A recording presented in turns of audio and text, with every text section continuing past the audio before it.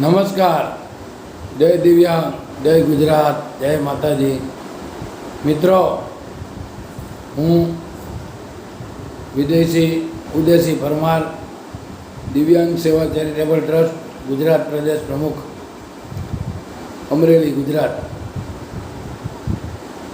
સર્વે મારા મતદાર ભાઈઓ બહેનો અને વડીલો માતાઓ ને મારી નમ્ર વિનંતી છે કે આપ સર્વે મતદાર ભાઈઓ બહેનો જેને સરકારશ્રીનો હક મળ્યો હોય મત આપવાનો અને મતદાર યાદીમાં નામ હોય તેવા મારા ભાઈઓ બહેનોને મારી નમ્ર વિનંતી છે કે આપ સૌ ખરે ના બેસી રહેતા અને કોઈ પણનો મત બાકી ન રહી જાય એવી કાળજી રાખજો અને બધાએ અચૂક મતદાન કરજો.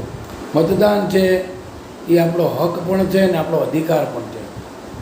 તો મારી આપ સૌને વિનંતી છે કે સૌ મતદાન જરૂરથી કરજો.